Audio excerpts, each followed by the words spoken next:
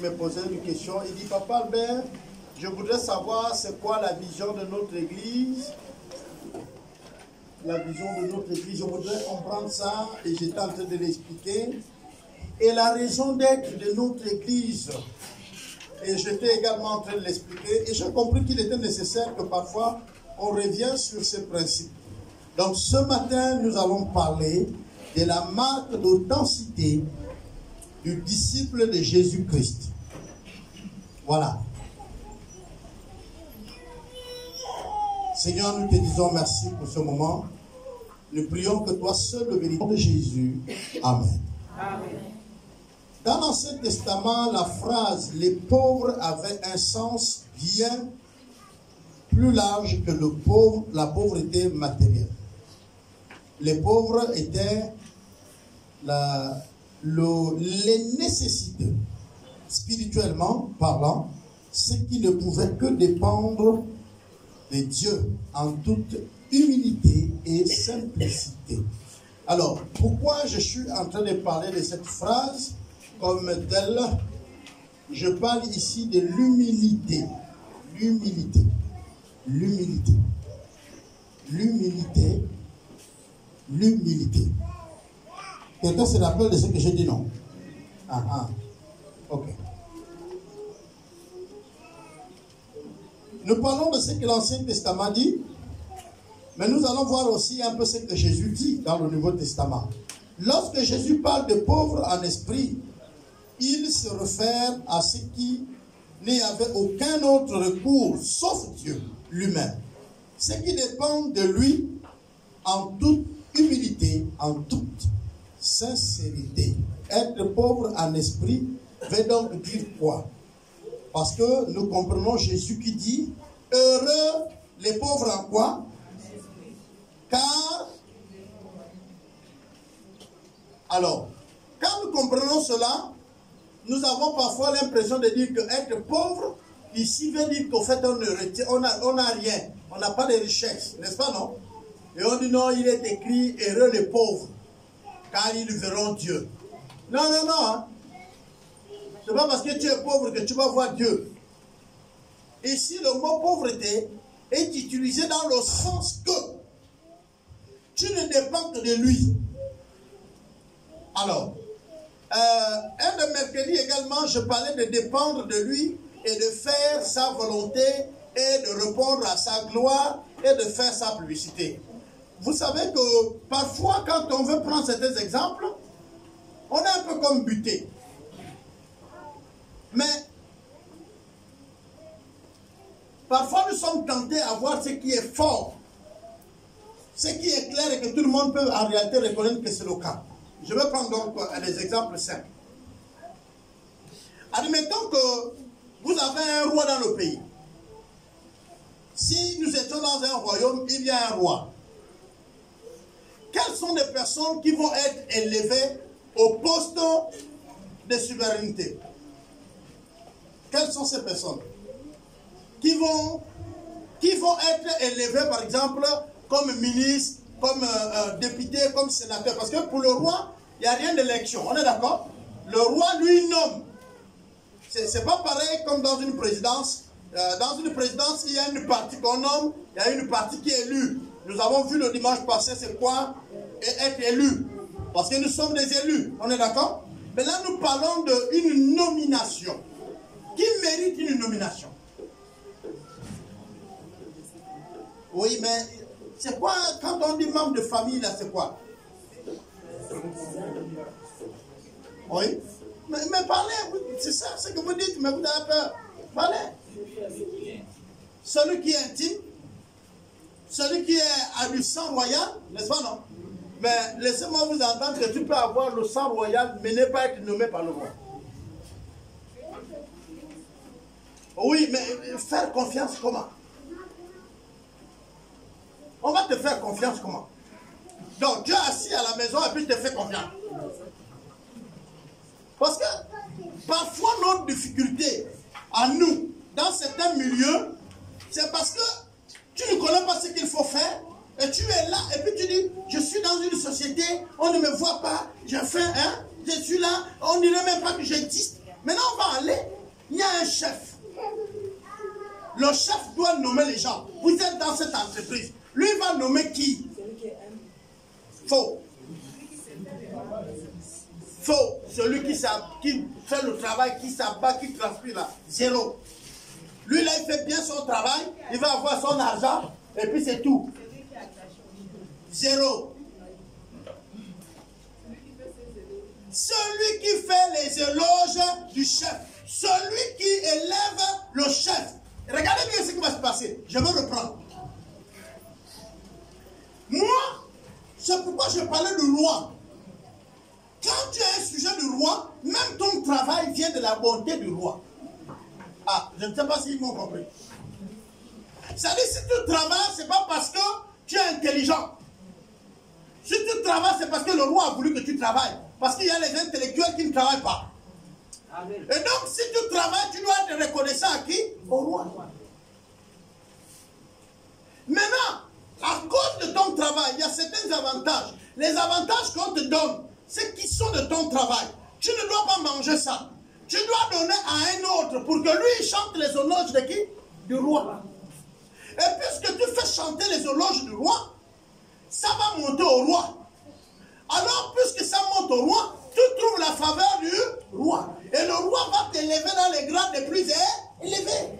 Le roi ne peut pas vous élever si ce que vous faites ne fait pas élever le roi. Certaines personnes ont des problèmes aujourd'hui. Moi, je suis dans l'église depuis. On ne me voit pas. On ne me connaît pas. On ne me confie pas les responsabilités. C'est Dieu qui fait. On est d'accord? Mais pour que Dieu t'élève, est-ce que tu élèves Dieu? Est-ce qu'à cause de toi, le nom de Dieu est glorifié? À cause de toi, on parle bien de Dieu? Est-ce que vous comprenez ça? À cause de toi, on dit à Dieu merci. Je vais prendre le cas. Je suis dans un quartier. Je fais venir de l'eau chez moi. Mais derrière moi, il y a des personnes. Réglez d'abord le problème là. Derrière moi, il se trouve des personnes qui n'ont pas l'eau. Alors, je suis prêt à peine. Est-ce que je suis prêt à peine 10 000 par mois? Si moi j'utilise par exemple moi seul, avec ma famille, 15 000, serait plutôt 5 000. Serais-je prêt à mettre 10 000 dessus pour que les autres du quartier puissent de l'eau, afin qu'ils voient la bonté des rois sur moi? Je vais expliquer. Dieu bénit ma maison, il me donne un sac de riz. Gloire à Dieu. Quand je mange, je dis à Dieu merci, n'est-ce pas non? Mais est-ce que je peux aussi faire remercier Dieu à une famille par le riz que j'ai donné? C'est simplement ça. Si moi aussi je mets le riz dans le sachet, j'ai dit que Dieu m'a donné en abondance, je veux aussi donner aux autres. Est-ce que vous comprenez? Quand vous donnez à quelqu'un, la première personne fait quoi? Il te dit merci, n'est-ce pas non? Mais quand il mange, il dit merci à Dieu. On est d'accord? Même devant toi, il dit vraiment merci à Dieu, tu as pensé à ma famille. Est-ce que vous voyez? À cause de l'acte que tu viens de poser, Dieu a glorifié, n'est-ce pas? Amen. Alors Dieu va te laisser vivre longtemps, et Dieu va te protéger, et Dieu va bénir ta maison, parce que à cause de toi, le nom de Dieu est glorifié, le nom de Dieu est accepté, le nom de Dieu est élevé. Tu demandes que Dieu te bénisse tout le temps. C'est pourquoi j'ai dit, c'est pas un problème, hein? Je critique, je suis pasteur moi-même. Mais l'affaire du pastorat où c'est toi qui manges, c'est toi qui es bien. Et les fidèles ne mangent pas là. Ça ne marche pas. Hein? C'est pas bon. J'ai des problèmes avec ça. Il faut permettre à ce que les gens aussi puissent glorifier Dieu. Et nous parlons ici de l'humilité. Or, pour y arriver à prendre ce qu'on a à donner à l'autre, il faut être humble. Ah, vous comprenez là? Il faut être humble, hein?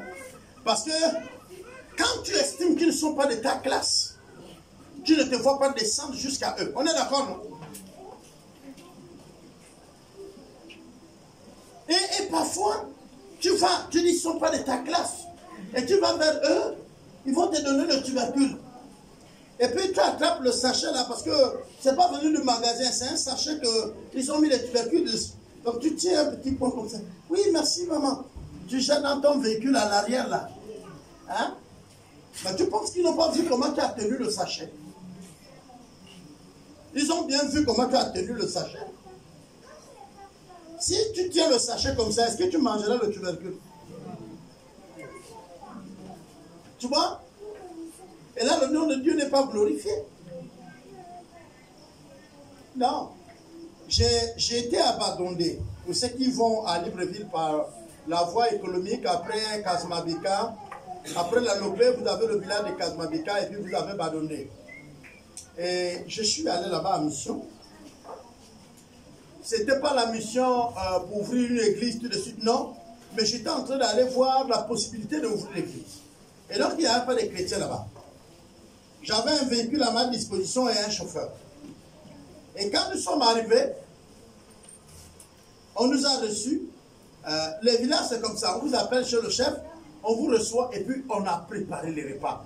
Et ils étaient tous dans le pasteur, et puis ça préparé. Et là, on nous a déposé le repas là et tout, il fallait manger. Et c'était accompagné du tubercule, le cassada. Et puis beaucoup pensaient que non, bon, le pasteur, il vient de Haute-Oué, lui, sur le manioc. Ah, papa, vraiment, papa. Mais ils étaient étonnés de voir que moi, j'étais là dans les tubercules. Ils étaient même un peu étonnés. Pourquoi? Parce qu'en réalité, je ne mangeais pas le manioc avant ma conversion. Avant ma conversion, je ne mangeais pas le manioc. J'ai mangé le manioc le jour que je me suis converti. Je ne mange pas de manioc. Je mangeais du riz, je mangeais les cassadas, les tarots et tout. Donc, le manioc tel qu'on le fait là, je ne mange pas. C'est qu'on va au marché là, je ne mange pas. Le foufou, sauf encore ça. Aujourd'hui, j'essaye de forcer un peu de foufou, mais j'ai des problèmes. Je trouve que c'est trop sucré à la bouche. Donc, pour avaler, c'est un combat. Ça arrive à passer, mais il faut lutter. Je mange quand même. Mais eux, ils ont posé les cassadas et ils ne savaient pas que j'étais sur mon terrain. C'est-à-dire que là où ils pensent qu'en fait, ils vont me faire l'épreuve, mais c'était là. En fait, c'était mon poste. J'ai mangé correctement et comme un bon villageois, j'ai plus pioché dans les repas en feuille. Donc, l'oseille et tout qui était là. Et, si je prends un morceau de sanglier, ben je m'arrête par là parce que je peux le manger avec l'oseille. Vous n'êtes pas aussi que j'ai des problèmes avec le ventre. J'ai correctement mangé, mais c'est peut-être 3 à 4 mois après que j'ai l'information où ils étaient contents de me voir manger. Mais le même jour qu'on a mangé, je n'ai pas eu d'information. Maintenant, je parle là sur les médias. Je suis étonné de voir que c'est les chefs de village qui vont aller voir le sous-préfet pour que le jour de la fête, je crois que c'était, si c'est la paix au Gabon ou un truc comme ça, nous étions encore avec le chef d'État, on devait célébrer ça à la place de fête. Oui, à la Lopé. Et c'est comme ça qu'ils vont décider qu'au lieu du discours du préfet, le sous-préfet me demandait de prêcher. Au lieu du discours du sous-préfet, c'est la prédication. Et le peuple avait demandé, non, le pasteur là, il doit prêcher, c'est lui. Simplement parce que j'ai mangé. Mais je vais vous dire une autre chose qui était mon secret. À chaque fois que je voyageais pour aller à Libreville, à l'époque, la sardine coûtait moins cher. Moi, j'étais dans un village où la plupart des personnes de 3e âge ne voyagent plus. Parce que c'est en train à la Lopé. Donc, je payais la sardine de 20 000, de 30 000 que je payais pour faire revenir à la Lopé. Je ne la vendais pas. Je connaissais les familles. Donc, j'ai divisé cette sardine, y compris moi. C'est-à-dire, je compte toutes les familles et je compte les poissons. Si j'avais 20 poissons, chacun de nous avait 20. Et j'ai toujours mes sacs à dos. Je mets donc mon sac à dos et je mets les sachets à l'intérieur. Ma femme, maman Alice, a un sac à dos, elle a les sachets à l'intérieur et nous partageons des zones de la Lopé. Donc si je pars vers le haut, elle partait vers le bas. Elle s'est accompagnée par une maman ou deux, comme moi. Et puis nous allons dans les familles. Et quand on arrive là-bas, on trouve des personnes forcément qui ne prient pas. On cogne, on salue, on donne notre sachet. Ah, vous avez vu notre absence là? On était à Libreville. Et Dieu nous a bénis là-bas. Voilà pour vous le poisson. Et je vous assure, il y a d'autres qui priaient dans d'autres églises. Ce n'était pas seulement dans notre église là-bas. Et à la fin, le jour qu'on a dit que c'est moi qui prêche, nous sommes montés sur l'estrade. On était beaucoup de pasteurs des différentes églises. Et ce jour-là, je prêchais. Et je vais vous dire le thème que j'avais prêché. C'était la paix. Et la phrase que j'avais utilisée, symboliser. C'est-à-dire faire les autres s'en barrent. Et dans le jour que j'enseignais sur la paix, j'ai mis le pardon. La paix ne peut avoir lieu sans le pardon. Or, il y avait les deux chefs de canton qui ne se parlaient pas. Je prêche là, ça passe sur le YouTube. S'ils sont vivants, ils peuvent témoigner. Depuis longtemps, les deux chefs de canton ne se parlaient pas. Alors là, je venais de dire, il faut pardonner. Et il faut faire la paix. Il faut symboliser. Aller vers l'autre, lui embrasser, lui dire, on oublie le passé. Parce que nous devons commencer sur de nouvelles bases. Et même le chef d'État nous donne l'occasion de se faire la paix entre nous. Je vous assure, je n'ai pas maîtrisé l'événement qui suit après.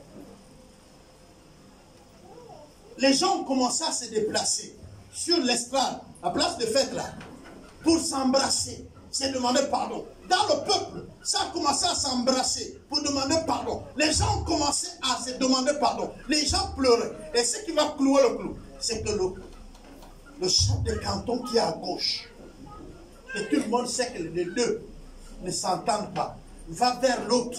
Et quand l'autre voit l'autre arriver, lui aussi se lève. Il vient vers l'autre, ils vont s'embrasser. Et à la fin, ils sont venus me dire, ils ont dit, il dit, papa, tu as été inspiré par le vrai Dieu, le vrai Dieu. Ils se sont arrêtés là, parce qu'ils n'ont pas les noms que nous on attribue.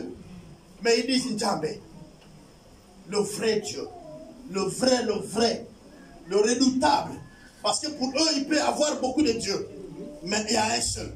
Amen. Ce jour-là, les hommes ont glorifié Dieu. Les hommes ont béni Dieu. Pourquoi? Parce qu'on les a donné l'occasion de se réconcilier. Est-ce que nous donnons l'occasion aux gens de se réconcilier? Est-ce que nous laissons nos considérations, nos préférences, notre orgueil? L'orgueil que nous entendons là, c'est quoi? L'orgueil peut être ton niveau intellectuel. Hein, non? J'ai appris. Je ne suis pas de cette classe. Mais l'orgueil est tellement subtil que c'est aussi facile. Oh, pas mon niveau intellectuel, pas mon travail. Mais l'orgueil peut être ta famille. J'ai une belle famille. J'ai une famille qui a une renommée connue. Tu connais de quelle famille je suis? Dans le Haut-Togo, on avait la phrase, tu connais à qui tu as fait? Hein? Tu connais à qui tu as fait? C'est-à-dire que là, il fallait savoir quelle famille tu avais touché. Ça, c'est le cas de ceux-là. Mais il y avait d'autres aussi qui comptaient sur leur possibilité de taper ou de faire des bagarres. Et ils pouvaient aussi te dire, je ne suis pas quelqu'un qu'on blague avec. Il y a en nous certaines richesses qui ne sont pas forcément des richesses que nous voyons comme avoir beaucoup d'argent à la maison, mais une cause qui permet que tu aies orgueil. Et l'orgueil est un frein, non seulement la bénédiction de Dieu sur toi, mais la bénédiction de Dieu également sur les autres. Pourquoi? Parce que comme je le disais aux autres dans l'Ancien Testament, c'était le temps de cela. Dans ce temps-là, si Dieu t'a fait naître, ça veut dire qu'en réalité, toi, tu joues un rôle. Tu joues un rôle. Tu as la raison d'être. Dieu au ciel sait que toi, tu as la raison d'être. Et il y a même des hommes qui vont être sauvés par toi. Mais ton orgueil fait qu'il y a les autres qui attendent. Et tu n'es pas la cause que les hommes et les femmes bénissent Dieu. Tu es même la cause qu'on maudit Dieu.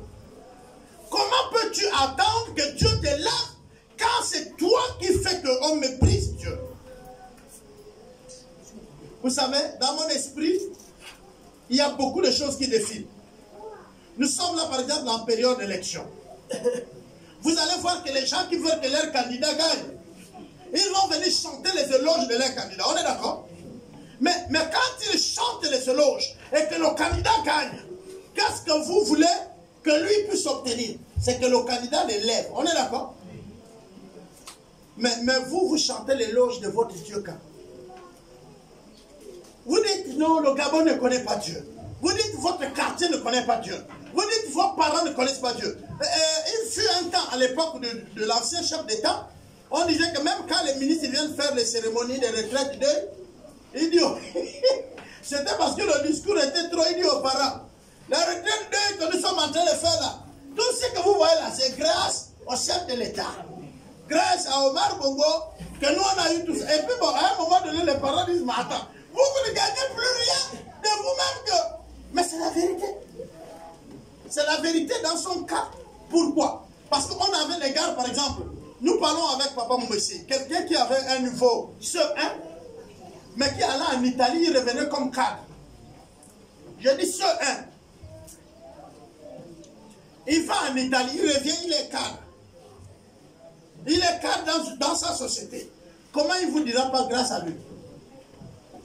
Comment même quand il reste avec sa famille, il ne dira pas grâce à cet homme-là? Vous connaissez de combien dans les pays où en classe de CE1, on les a envoyés pour devenir cadres d'une entreprise? Quand Dieu prend ce qui n'est rien, tu ne sais pas d'abord lire et écrire. Lui, il te ouvre les yeux, tu lis. Ensuite, il te prend, tu n'es rien. Il te lève là. Et tu dis que non, Dieu n'est rien. C'est là où tu vas dire, quand tu manges, tu dis ça c'est Dieu. C'est grâce à Dieu. Tu parles avec tes parents, tu dis ça c'est grâce à Dieu. Amen. Quand tu sais que tu es dans le véhicule, c'est grâce à Dieu. Est-ce que vous comprenez? Amen. Tu es reconnaissant. Quand quelqu'un est reconnaissant à un autre, qu'il sait qu'il est la cause de certaines choses que j'ai eues, c'est pas un mal. C'est pas un mal. Amen. C'est pas un mal.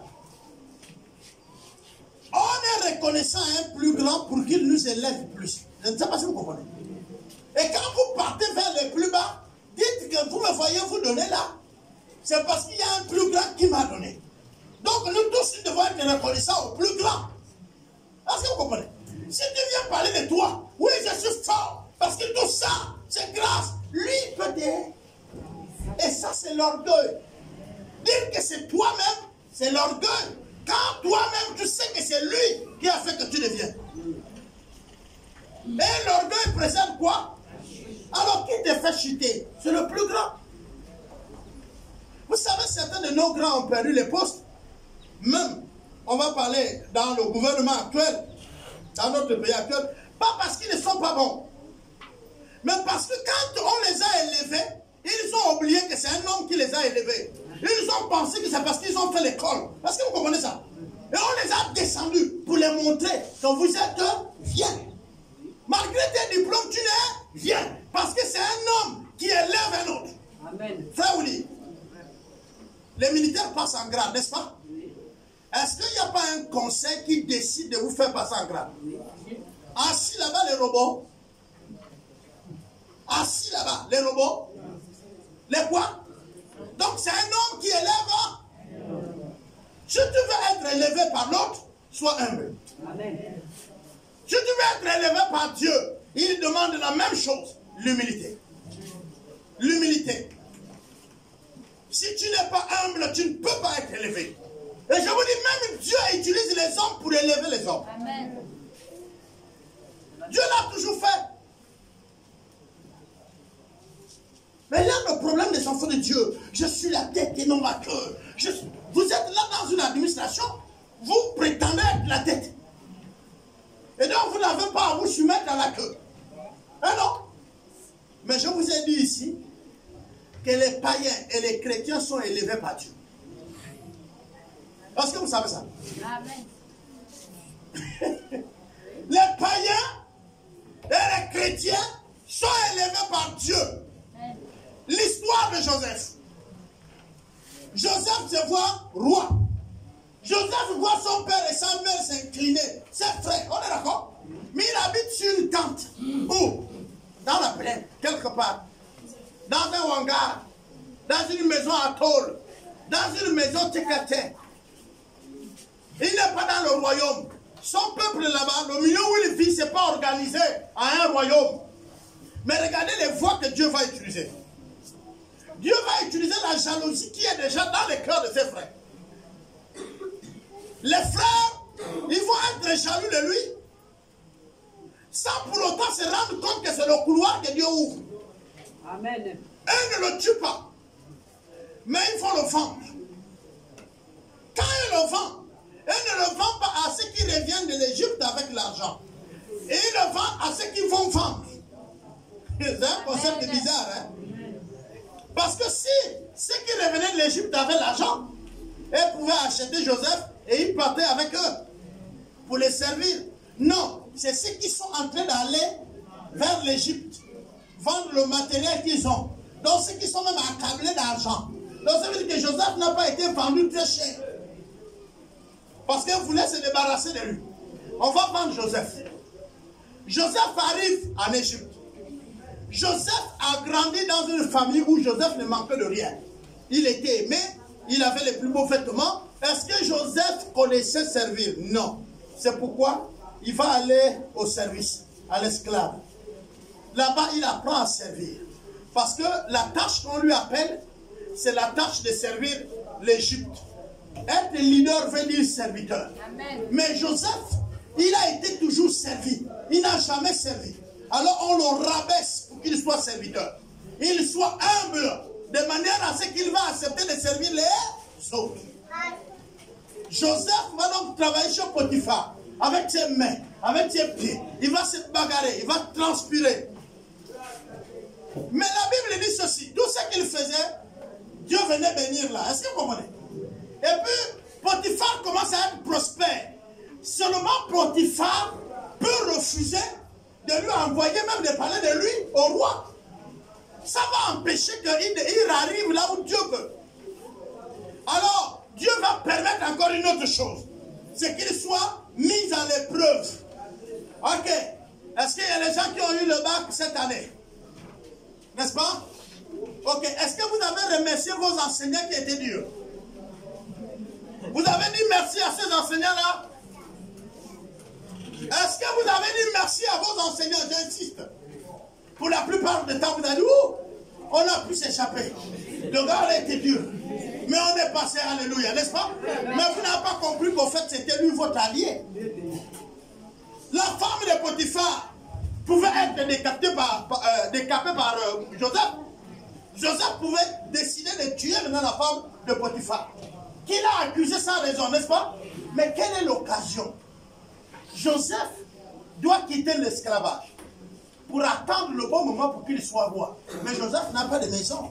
C'est pourquoi Dieu va susciter la prison comme sa maison. Il n'a pas de maison en Égypte. Est-ce qu'un esclave avait le droit de construire? Non. Alors la femme de Potiphar va inventer une situation. Va chercher à le séduire, il fuit, il invente. On attrape le frère. Il quitte quoi? L'esclave de Potiphar pour la prison. Il devient, quand tu es prisonnier dans un pays, tu as la charge de l'État. Tu n'es plus à la charge de celui qui t'a envoyé en prison. Donc Joseph est libéré du premier jour de l'esclavage pour devenir maintenant l'esclave de l'État. Oh, c'est bon? Amen. Oh, Joseph ne sait pas que là, il se prépare à être homme de l'État. Pour être homme de l'État, il faut être géré par l'État, nourri par l'État. L'État veut de Joseph. Et l'État va donc prendre en charge Joseph. L'État va loger Joseph. L'État va nourrir Joseph. L'État va soigner Joseph. Parce que dans nos prisons, c'est l'État. Quand vous êtes en prison, vous êtes une propriété de l'État. C'est la loi qui s'engage, qui s'applique sur vous. Et quand vous êtes emprisonné, c'est le tribunal. On vous met un surveillant pour voir si vous êtes là. Vous êtes sur une décision que les agents de l'État, qui disent c'est 1 mois, tu es là-bas 1 mois. S'ils disent 1 an, tu es 1 an. Pendant les 1 an, l'État a la responsabilité de te nourrir. Vous savez, parfois on voit que la condition du prisonnier est difficile. Mais parfois, si vous réfléchissez bien, elle est même mieux. Elle va aller avec vous doucement. Le prisonnier est pris en charge par l'État. Nous sommes les citoyens, nous sommes l'État. Mais nous ne sommes pas pris en charge par l'État. Nous payons notre eau pendant que l'heure du prisonnier est payé. Nous payons notre courant, le courant du prisonnier est payé. Quand le prisonnier n'a pas mangé, c'est le problème de l'État. Il faut le nourrir. N'est-ce pas, non? Mais nous, on doit se débrouiller quand on n'a rien à manger. Donc, quelque part, si tu vas en prison là, c'est bien. La seule chose qui te manque, c'est quoi? La liberté. Mais ce n'est pas seulement le prisonnier aussi qui n'a pas la liberté. Même certains hommes d'État n'ont pas la liberté. Ils ne peuvent pas se permettre de faire certaines choses eux-mêmes. Ouais.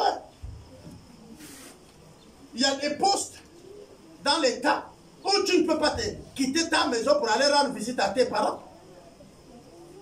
Tu es obligé d'appeler tes parents là où tu es.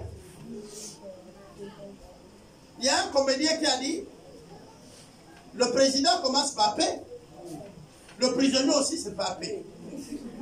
Les deux, leurs maisons sont clôturées avec une garde. Quand l'autre sort, il y a la sirène. Quand l'autre aussi sort, il y a la sirène. L'autre, il a son palais. L'autre aussi, il a son palais. Les prisonniers, ils ont le palais de justice. Mais les présidents, ils ont leur palais. Chacun a sa garde. L'autre, c'est la garde présidentielle. L'autre, c'est la garde de prison. Et les deux les logements, c'est-à-dire là où on les garde, c'est toujours entouré d'une très grande barrière. Avec des agents à l'extérieur et à l'intérieur. Toujours au portail, on vous pose la question, vous voulez voir qui? Et pourquoi? C'est la même question. Tu demandes la permission d'aller voir comme une demande d'audience. Et tout ça là se passe dans un palais. Vous ne pouvez pas aller voir le prisonnier, vous devez passer par le palais de justice. Vous prenez le permis de visite. Vous arrivez au palais, vous demandez aussi la possibilité de visiter le président. Ce qu'on appelle une demande d'audience. Qui peut être refusé ou accepté, selon les raisons que tu vas présenter. Ça, c'est dans le cas des présidents. Nous, on dit que nous sommes hommes libres. Gloire à Dieu. Mais Joseph, quand vous regardez bien sa vie, il est descendu bas. Pas parce qu'il le faisait, mais malgré lui. C'est les situations qui l'ont amené là. On le vend, ce n'est pas lui qui a voulu. Il devient esclave, ce n'est pas lui qui a voulu. Ensuite, il devient prisonnier, il n'a pas voulu. On est ensemble, non? Et puis voilà, il devient président. Là aussi, il n'a pas voulu. Quand on lui appelle, on lui dit, viens, tu vas expliquer un rêve. Et puis il vient pour expliquer le rêve. Il pensait qu'après expliquer le rêve, on va nous rendre en prison. Maintenant, le roi qui est là dit, hey, Joseph, désormais je ne te dépasse que par le trône. Habillez-le. Mettez-lui la bague royale. Donnez-lui un logement. On l'a établi. Qui l'a élevé? Un homme. Parfois, même quand on parle des institutions, mais les institutions, c'est un homme. Et on dit que la nomination prime le grade. Là, c'est les militaires qui le comprennent. Papa, même chez vous aussi, ça existe. Hein? Professeur, j'ai une histoire que les frères me racontaient, qu'un bon matin, ils sont pour les militaires. Ils étaient tous dans la cour au rassemblement. Et puis, on a lu une décision du palais. La décision du palais faisait qu'un caporal devait être le chef du parking du chef d'État, à l'époque Bongo. Le gars est caporal. Vous connaissez ce qu'on appelle le parking du chef d'État? C'est-à-dire aucun véhicule du chef d'État ne sort si lui ne donne l'ordre. Même le véhicule que le président va rouler aujourd'hui, c'est lui qui choisit. Mais c'est un gars caporal, en plein rassemblement comme ça, on lit la décision, on lui dit X en 16 jours. Et il est nommé. Bon, même les officiers. Quoi? Le caporal là. Pourquoi ils disent le caporal là? La nomination prime le grade. Tu as les connaissances, tu as les qualités, mais si tu n'es pas humble, on ne peut pas t'utiliser. Dieu n'utilise pas ce qui n'est pas brisé. C'est que Dieu lui-même n'a pas donné de forme. Il ne l'utilise pas. Les bien-aimés, vous avez des couteaux tranchants, même bien pointus. Mais quand vous avez l'arête qui est coincée aux dents, ce n'est pas le couteau que vous utilisez. Hein? Vous cherchez un cure-dent. Et même parfois, par rapport à l'emplacement de la chose, vous cassez le cure-dent. Pour que ça soit plus maniable. On est d'accord? Vous donnez la forme que ça va arriver là où ça va vous servir. Voilà ce que Dieu attend de nous. Des personnes humbles, des femmes humbles et des hommes. Vous avez donc l'exemple du publicain en Luc 18, le verset 9 à 14. C'est celui que je vous ai parlé quand ils sont allés au temple. Il disait Luc 18, 9 à 14.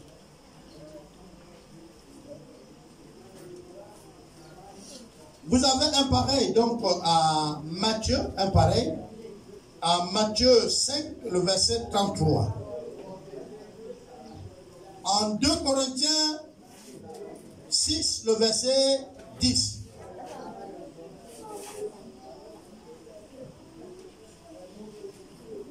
Qui parle de la pauvreté.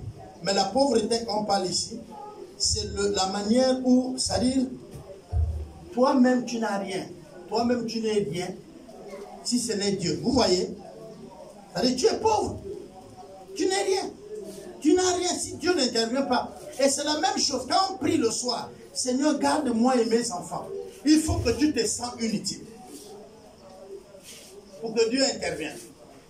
J'entends souvent certaines personnes qui disent, oh non, je ne peux pas voyager. Et aujourd'hui, je ne suis pas venu à l'église parce qu'il y avait personne qui gardait les enfants. Je vais vous poser une question simple. Au moment où vous dormez, vous êtes où? Vous êtes dans la même maison avec vos enfants là. Maintenant, vous êtes dans votre lit. Et puis le sommeil vous a pris. Vous pouvez me dire qu'est-ce qui se passe dehors? Qui peut me dire ce qui se passe dehors pendant le sommeil?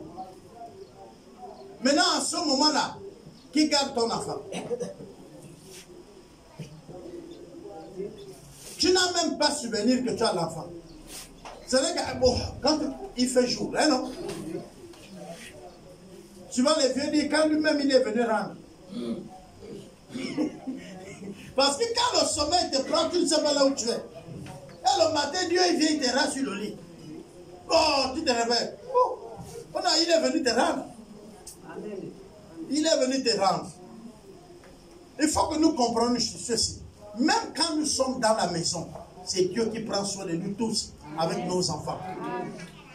Parce que quand nous sommes dans le profond sommeil, nous ne connaissons pas ce qui se passe.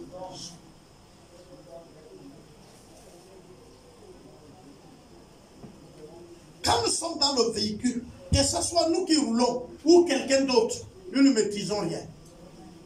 Je vous assure, même le chauffeur ne connaît pas s'il y a un fer qui est prêt à se casser devant ou derrière. Et vous arrivez à bon port. Dites-toi Dieu merci. Parfois, c'est le même taxi que tu es descendu. Un jour ou 2 jours après, ou même parfois pendant que tu es descendu, tu apprends que sa roue a sauté. Les autres qui étaient à l'intérieur allaient mourir. Qui vient dire, ah, le taxi là, tu n'as même pas. Vous prenez souvent, vous êtes devant comme ça, vous garez le bus. Est-ce que vous prenez même les repères pour dire le bus là, si je le vois, je peux me rappeler. Vous rentrez, après tu le vois, il est en brousse là. Tu te dis, oh, ceux qui étaient dedans là ont eu de la chance. Hein. Or, toi-même, tu es descendu du bus là le matin. C'est pour dire que c'est Dieu qui prend soin de nous. Amen. Mais Dieu prend soin de nous comment? Dieu prend soin de nous quand nous sommes humbles. Et parfois, notre orgueil a fait en sorte que nous manquons beaucoup de choses jusqu'à aujourd'hui. L'orgueil, c'est la capacité que vous pensez que vous avez. Quand vous voyez que vous pouvez. Quand vous êtes dans une société, vous êtes dans une entreprise, vous êtes dans une administration, mais vous voyez votre chef là, parfois il n'a pas le même diplôme que vous. Votre diplôme est au-dessus de lui. Et puis vous vous dites, ça devait être ma place. Lui, il a fait quoi pour être là? Moi, je ne comprends pas ce pays-là. Ça, c'est quoi ça? Mais je vais vous dire une chose. Il y a un actionnaire, propriétaire d'une entreprise et travailleur. J'ai cité là 3 personnes. Propriétaire de l'entreprise, actionnaire et puis les travailleurs. Tu peux venir me voir dans la société. Mon diplôme n'est rien. Mais j'occupe le rang, par exemple, de directeur général adjoint. Je ne sais même pas lire. Je parle le français mal. Tu dis, lui là, je dois lui enlever. Or, il faut poser la question, l'entreprise là appartient à qui? Ça, c'est d'abord un. Deuxièmement, il faut dire, est-ce que si c'est l'État, si c'est l'administration de l'État, pose-toi la question, l'État tu es plus intelligent que tout l'État pour qu'il mette le gars là. Alors un peu d'humilité pour voir clair. Mais ce n'est plus le cas des jeunes aujourd'hui. Ils cherchent le travail. Quand on lui nomme ou on lui choisit dans un travail, il arrive, il veut à tout prix les grades, il veut dominer les aînés qui sont là-dedans. Nous, on veut vendre du ciment. Écoutez bien, on veut vendre du ciment. Mais on n'a pas l'argent pour acheter 10 sacs de ciment pour commencer. Alors nous sommes en train de faire les jardins. Et j'ai mon frère qui vient me trouver pour faire les sillons. Tout le temps nous sommes au jardin, nous faisons les sillons, nous vendons l'oseille. Bientôt on a l'argent pour payer 1 tonne de ciment. On paye 1 tonne de ciment, on met ici et on te prend, on te dit, viens ici, hein, viens vendre le ciment. On te fait un bureau, tu as un bureau, tu notes les sacs qui sortent, les sacs clairs. Lui il vient te voir. Il dit, papa, tu as vendu pour combien aujourd'hui? Tu dis, imbécile. Tu penses que moi, est-ce que tu le connais? Est-ce que tu sais que le ciment que tu vends là, c'est son ciment? Mais comme tout le temps tu le rencontres à Potos, avec les seaux d'oseille, tu penses que c'est un vendeur d'oseille. Mais tu oublies qu'ils sont son ciment. Ces réalités-là, la plupart d'entre nous, les Gabonais, nous ne le connaissons pas. Parce que je disais aux autres, oh, le Gabon ne va pas bien. C'est faux, le Gabon se porte bien. Oh, on ne voit plus l'argent. Mais frère, tu vas voir quel argent. Tu as assis à longueur de journée. Tu vas voir quel argent. On dit, j'ai vu là, les églises prophétisent. Le sol du Gabon est riche. Hein? Dans d'autres cieux, on dit le sol du Gabon, c'est les églises. Hein? Nous sommes chrétiens, il faut être authentique. J'ai vu Dakar, oh la terre du Gabon, vraiment prions pour que Dieu, hein? Et puis nous on est là pour rappeler aux autres. Vous avez vu, la prophétie a dit, le Gabon est riche. Bien aimé, j'ai l'habitude de vous dire, si le manganèse c'est un remblai pour nous, ça ne changera rien. On peut tout de suite nous dire, voilà votre manganèse.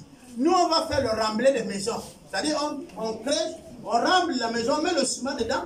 On va même demander à l'autre, donne-moi un sac de ciment pour que je me... Parce qu'on ne connaît pas ce qu'il faut faire avec le haut. Nous sommes en train de parler. Les experts ont regardé le sable des plateaux à l'économie. Ils ont dit ça, on peut produire le verre. Mais le sable, il est là, non? Vous avez fait les verres? Bon, ils vous ont déjà dit que le sable, on peut faire les verres. Allez-y faire les verres.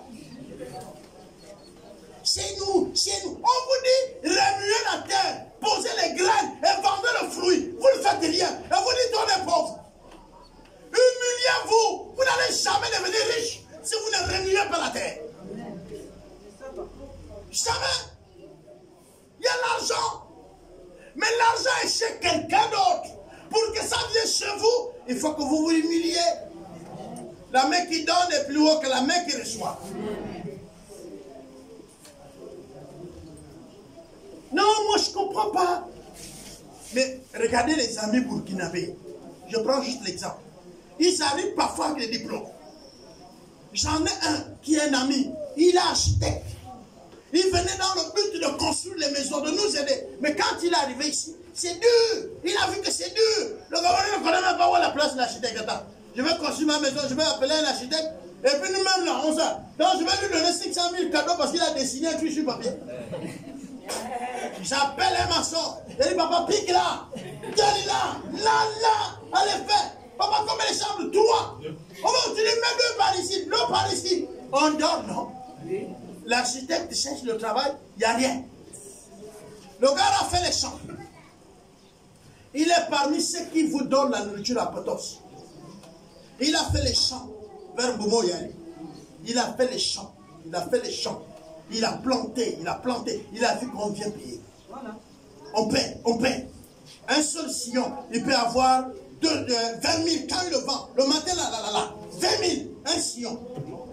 Demain, oui. Mon frère. 20 000 le sillon. Quand ça a bien donné le piment, on ramasse tellement ce qu'il y a en haut là. Demain, ça va encore.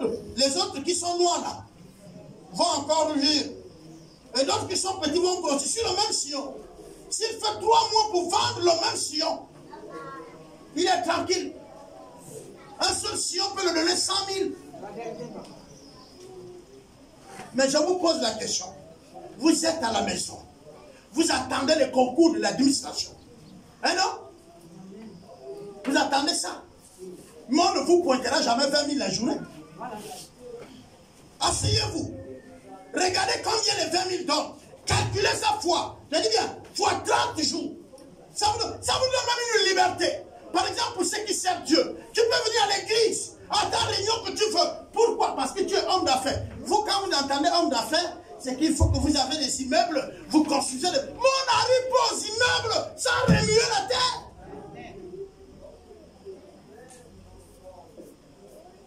L'histoire d'une dame camerounaise, elle vendait sur la table. Elle a construit sa première maison, demi-dur. Une autre. Et puis elle a construit une maison en dur. 2, 3. Elle a aujourd'hui des hôtels. On l'a monté même à la télé. Ils sont documentés. Elle a des hôtels. Elle bâtit les maisons. Elle qui a commencé avec la table de marché.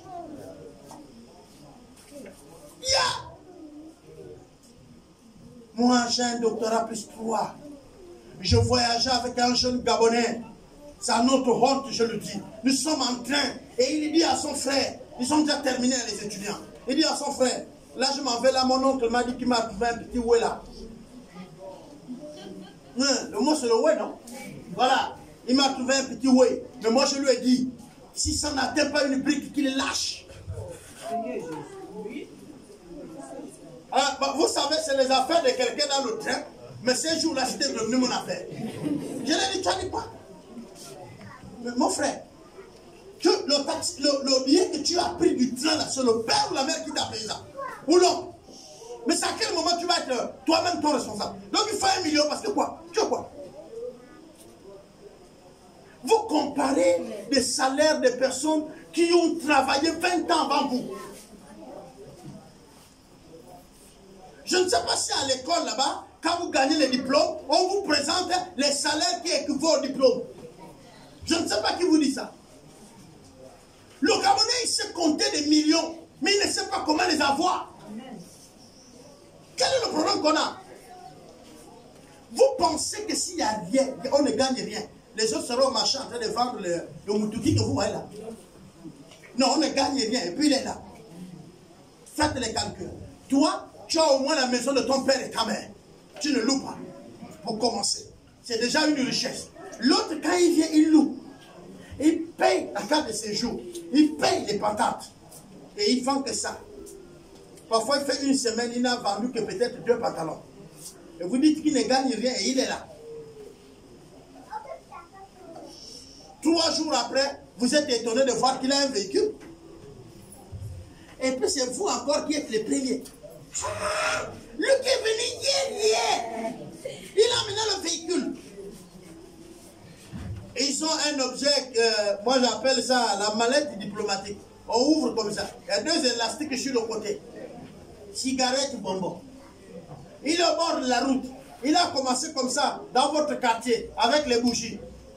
Vous le regardez. 2 jours après, il tire le courant. Parce qu'il est resté là longtemps. Il est déjà habitué avec le propriétaire de la maison là. Il met l'ampoule. 4 jours après, vous l'autorisez sur votre territoire. Il met 2 bois, 4 bois comme ça. Il met en haut. N'est-ce pas? Après, il tire le magasin, il tire. Bientôt, il prend le pain. Mais vous ne savez pas le faire. Vous, c'est les critiques. Comprenez le discours actuel. Ils doivent partir. Il faut qu'ils partent. Ils ont pris le pays en otage. Ce matin, je vois un jeune Gabonais qui me dit, je serai capable de faire le couper-couper. Il lève sa main. On va prier pour lui.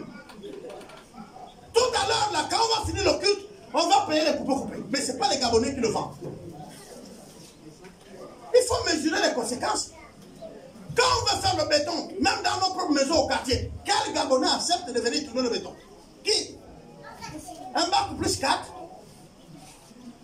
Ton propre fils qui a eu le bac, tu travailles, tu soulèves les briques. C'est sa maison, hein. Parce que tu vas mourir. Il va rester à la maison. Mais le gars là, il croise les mains, il te regarde. Il te dit, mais papa, tu te salues comme ça. Nous sommes tu te rappelles de l'affaire avec Ken, où il a refusé l'eau de la rivière qu'on prenait pour aller puiser à la Passa. Parce que pour lui, il estimait que l'eau du petit ruisseau là était sale. Il dit, mais non, on ne peut pas faire le béton avec la qualité d'eau. Il court à la Passa. Et il va puiser l'eau là-bas. Il vient, il met. Nous, on a dit petit. Nous, on voit bien que tu es un Gabonais. Est-ce que l'eau du béton a besoin d'être l'eau pure? C'est l'eau. S'il y a les microbes, c'est bon pour le béton. Mais c'est simplement parce que, j'aimerais vous dire, quand on dit le Gabonais est orgueilleux, c'est pas que le Gabonais insulte les gens. C'est que le patrimoine que nous avons eu fait de nous des personnes qui ne veulent pas se rabaisser. Et comme on ne veut pas se rabaisser, on met en avance d'abord nos diplômes, nos niveaux intellectuels. On met en avance le fait que nous ne sommes pas nombreux. Mais ça ne nous avantage pas. Il faut qu'aujourd'hui vous reconsidérez d'abord l'humilité. Et alors vous allez arriver à la gloire. Si vous n'êtes pas humble, chers Gabonais, chers habitants du Gabon, parce que quand tu es né au Gabon, quand tu habites au Gabon, tu es maintenant Gabonais.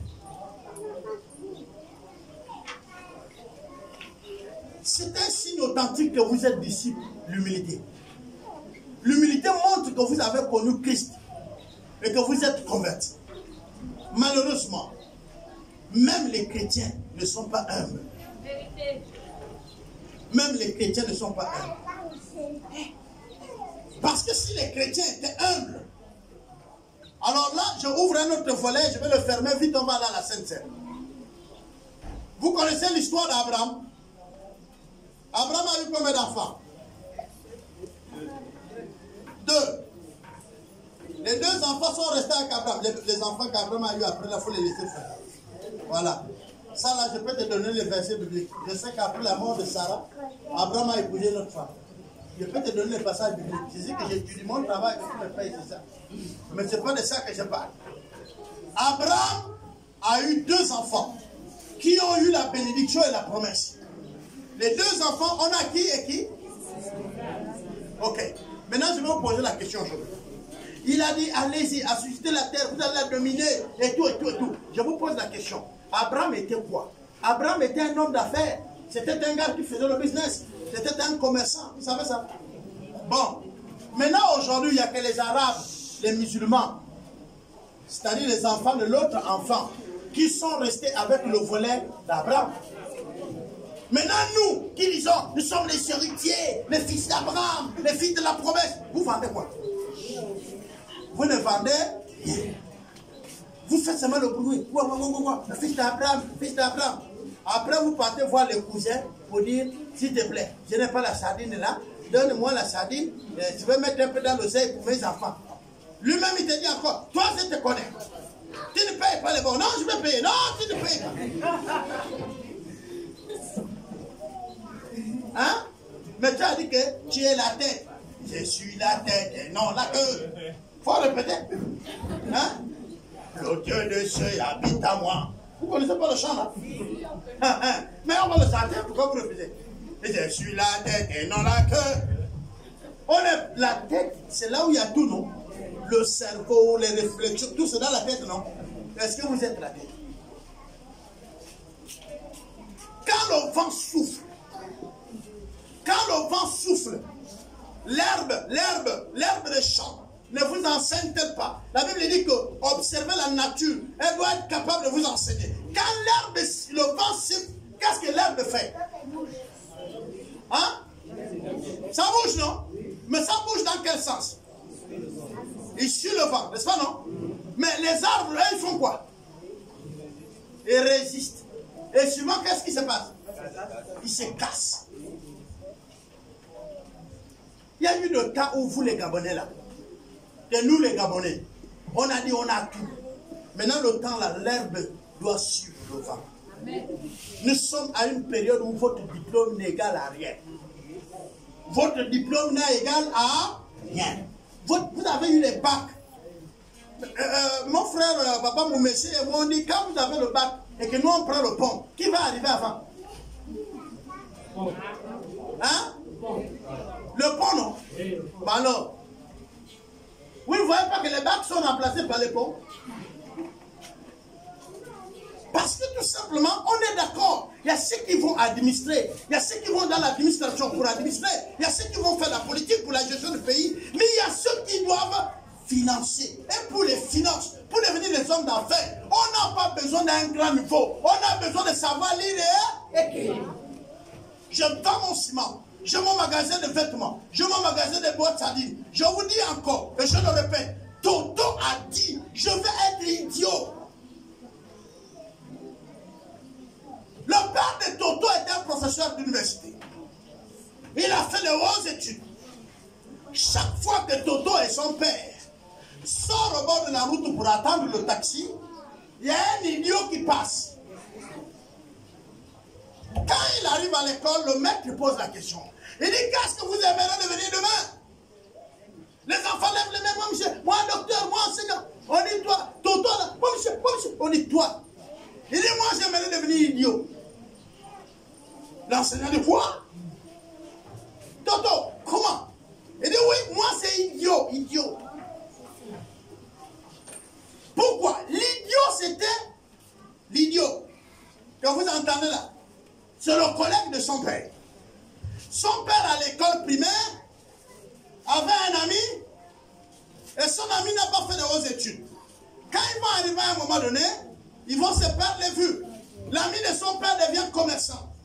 Il ouvre un magasin, 2 magasins, 3 magasins. Il met ses enfants dans les magasins. Il rentre dans les affaires. Il s'achète les voitures. Il est Mamadou dans son pays.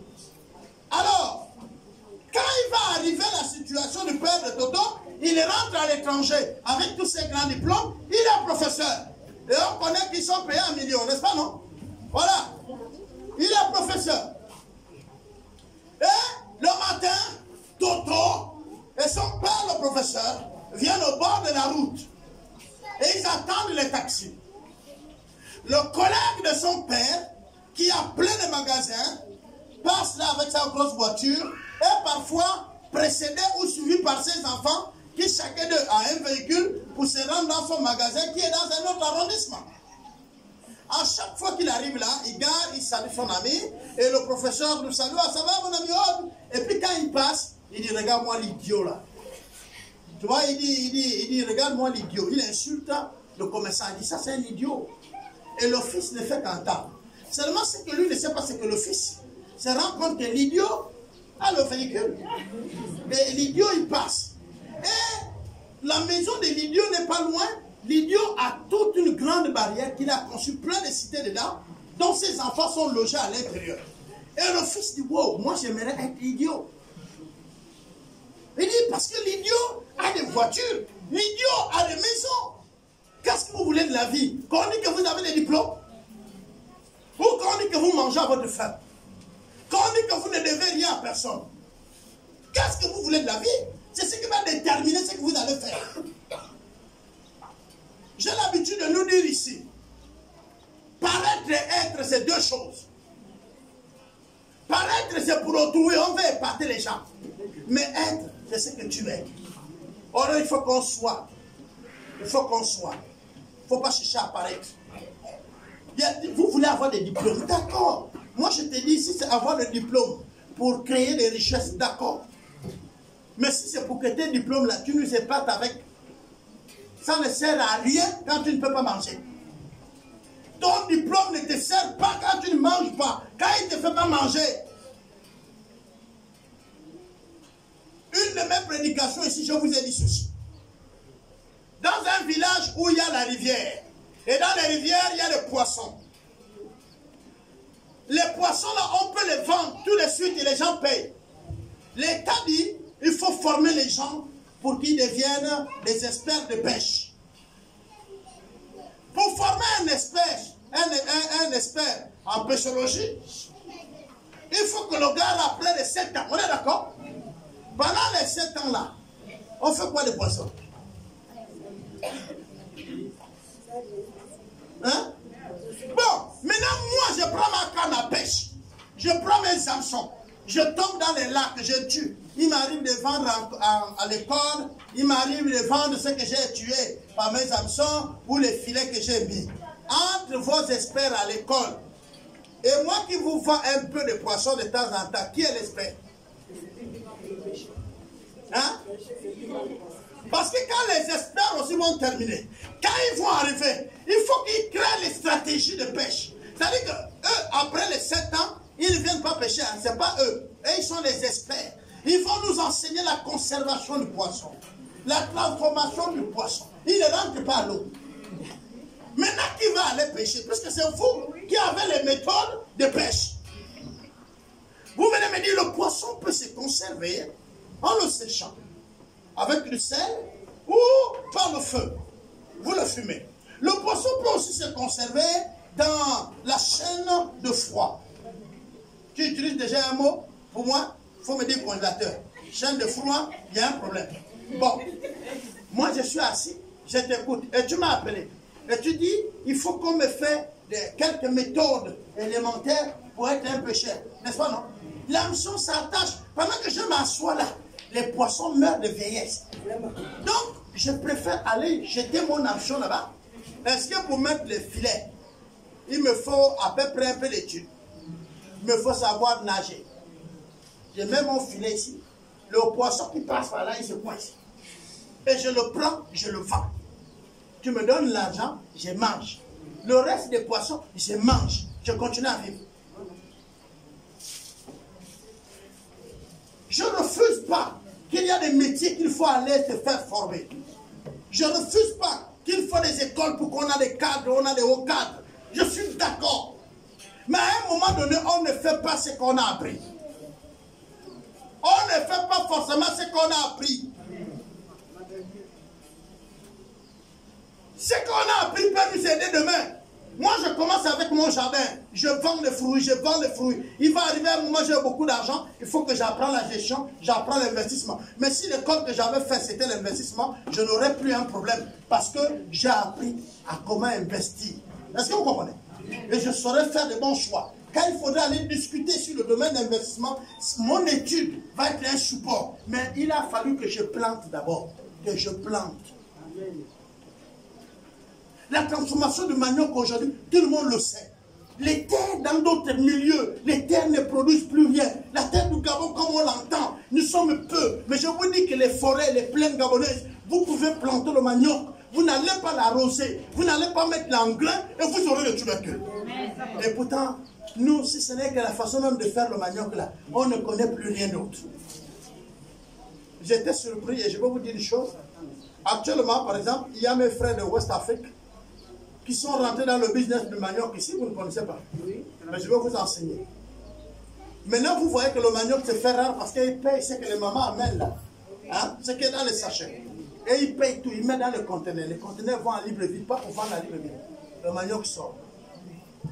Mais la plupart d'entre vous ne le connaissez pas. Je vous parle de ce que j'ai vu. J'ai vu ici, j'ai vu à Libreville, j'étais présent quand le manioc sortait. Le manioc du Gabon. C'est aussi un manioc bio. C'est un manioc recherché, il est sans engrais. J'ai vu des remorques. Vous voyez les voitures du froid là. Hein, les voitures du froid qui amènent les poulets et tout là. Ils ont chargé, les plus grosses là. Ils ont chargé. J'ai dit, j'ai vu. On ne m'a pas montré, j'ai vu. On met, ça part. Ça va à Libreville. De Libreville, ça sort. Et vous avez fait expert en business. Vous avez des diplômes en comptabilité. Vous ne pouvez pas... Moi, ma bagarre, c'est que venez nous embêter là pour dire, trouve-moi 50 000, papa. Venez m'embêter pour me dire, papa Albert, trouve-moi 100 000. Je prends le manioc de 100 000, je commence.